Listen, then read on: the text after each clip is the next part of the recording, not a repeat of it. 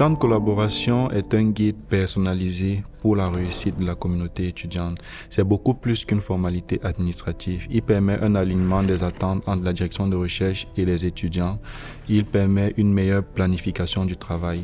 Donc, il est extrêmement important en début de la relation d'encadrement que les deux parties prennent le temps de s'asseoir et d'écrire le plan de collaboration. Le plan de collaboration, dans le fond, il met en place un lieu d'échange qui est respectueux et bienveillant.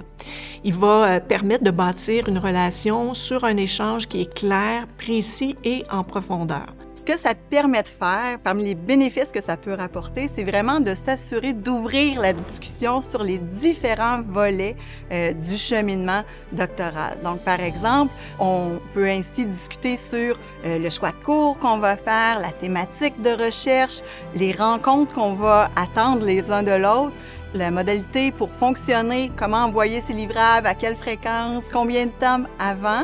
Donc, ce sont tous des sujets qui peuvent être abordés parce qu'ils sont demandés dans le plan de collaboration.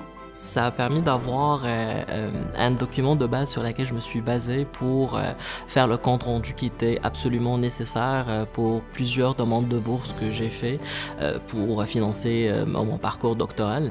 Et j'avoue qu'avoir ce document à côté m'a permis déjà d'avoir comme un plan d'idées à jour en fonction de chaque avancement que je faisais, que ce soit mon examen rétrospectif ou mon examen prospectif. Le fait de commencer la démarche de collaboration en accent sur la discussion permet de la continuer tout le long du parcours aussi. Donc, l'étudiant, s'il y a des changements dans sa vie, il peut demander à sa direction d'avoir des suivis plus réguliers, de faire des ajustements au niveau des commentaires qui sont écrits dans les documents. Donc, c'est ce qui est bien, je trouve. Le principal impact positif du plan de collaboration, c'est sans hésitation, c'est le lien de confiance rapide là, qui se construit avec l'étudiant. Parce que, bon, quand l'étudiant arrive, on ne le connaît pas, donc on veut rapidement savoir à qui on a affaire. Même chose de son côté par rapport au professeur. Donc ça, c'est vraiment important. Le lien de confiance se construit parce qu'on discute de tout. Le premier impact positif, je vous dirais, c'est gagner du temps. Alors, le fait d'avoir une discussion explicite sur les études avec l'étudiant, à mon sens, ça fait gagner sûrement un 6 mois.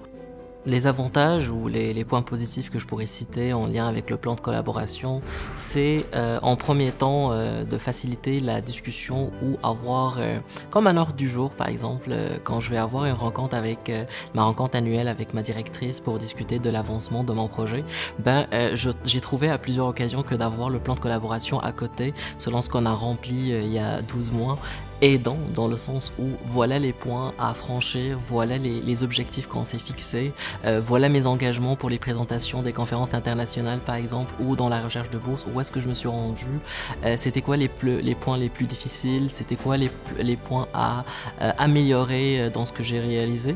Ne prenez pas le plan de collaboration comme une contrainte, mais plutôt comme un outil essentiel pour le bon déroulement de vos projets de recherche.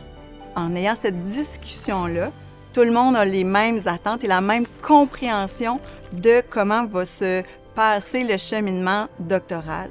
Et avoir cette meilleure compréhension-là, c'est rassurant parce qu'on sait où on s'en va puis on est tous d'accord sur la voie à suivre.